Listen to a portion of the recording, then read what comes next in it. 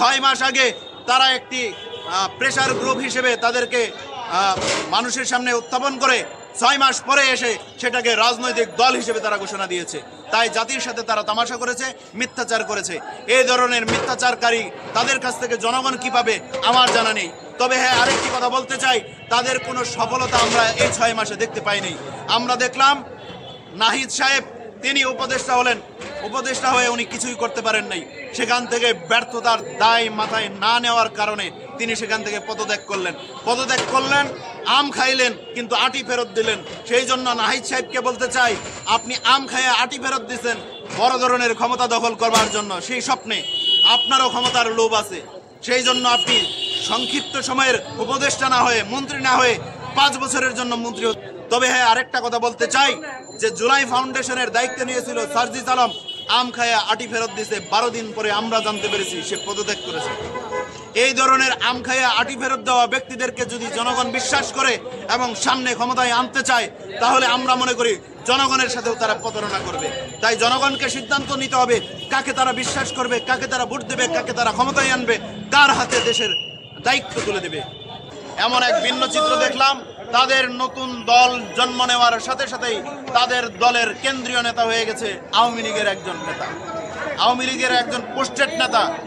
এছাড়া এটাই নয়, বিভিন্ন ক্যাডার, বিভিন্ন পদধারিত ব্যক্তিরা তাদের এই কমিটিতে, জেলা কমিটি, উপজেলা কমিটি, কেন্দ্রীয় কমিটি, এগুলোতে ইনক্লুড হচ্ছে। আমরা মনে করেছিলাম যা তার উল্টোটা করছে, তারাই এখন আওয়ামী লীগকে পুনর্বাসনে ব্যস্ত হয়ে গেছে। এছাড়াও আমরা কিছু দলকে দেখতে পেরেছি, তারাও আওয়ামী লীগের বিভিন্ন ওয়ার্ড পর্যায়ের, ইউনিয়ন পর্যায়ে এবং জেলা পর্যায়ে তাদের আওয়ামী লীগের নেতাকর্মীদেরকে পুনর্বাসনের কাজে পাগল হয়ে গেছে। ইতিমধ্যেই তারা তাদের পক্ষে গাওয়া শুরু করেছে। গণমাধ্যমে দেখেছেন যে একজন ডিসিকে ফুলের শুভেচ্ছা দিচ্ছে 3জন ছাত্রলীগের, যুবলীগের নেতাকর্মীদের সাথে নিয়ে, এমন কিন্তু গণমাধ্যমে ভাইরাল হয়েছিল। এই যে দলগুলো তারা আওয়ামী লীগকে পুনর্বাসনের দায়িত্ব নিয়েছে, আমরা বলতে চাই বাংলাদেশের নাগরিকদেরকে সচেতন থাকতে হবে। এই সকল দলকে যদি আপনারা সমর্থন দেন, আওয়ামী লীগকে পুনরায় প্রতিষ্ঠিত করা হবে, আওয়ামী লীগকে পুনর্বাসিত করা হবে। তাই আওয়ামী লীগ যেন কোনোভাবে পুনর্বাসিত না হতে পারে সেদিকে আপনাদের সজাগ দৃষ্টি রাখতে হবে। এবং অন্তর্বর্তীকালীন সরকারকে বলছি, কঠোর হস্তে দমন করতে হবে এই সকল দলের এই যে অপকর্মকে। এগুলো যদি আপনারা না করতে পারেন, আপনাদেরকেও আগামীর বাংলাদেশ থেকে বিতাড়িত করবে এদেশের জনগণ। তখন আপনারা ইউরোপ, আমেরিকায় গিয়ে সিরা প্যান্ট, সিরা গেঞ্জি গায়ে দিয়ে ঘোরাফেরা করতে হবে। ধন্যবাদ ভাই। তারা নিজেরাই বলেছিলেন তারা লেজুর ভিত্তিক ছাত্র রাজনীতি চান না, কিন্তু আমরা দেখছি যে নতুন যে দলটি গঠন করা হচ্ছে, তাদের একটা ছাত্র সংগঠন গঠন করেছে। তাহলে তারা তো লেজুর ভিত্তিক ছাত্র রাজনীতি করে যাচ্ছে। এই বিষয়ে আপনি কি বলবেন? এখন যদি এই বিষয়ে আমি কথা বলতে চাই, তাহলে আমাকে বলতে হবে ভূতের মুখে রাম রাম। তারা লেজর ভিত্তিক করেছে। বাংলাদেশে এখন পর্যন্ত আমাদের চোখে দেখা এরকম কোন রাজনৈতিক দল খুঁজে পাইনি যাদের লেজর ভিত্তিক রাজনৈতিক ছাত্র সংগঠন নেই।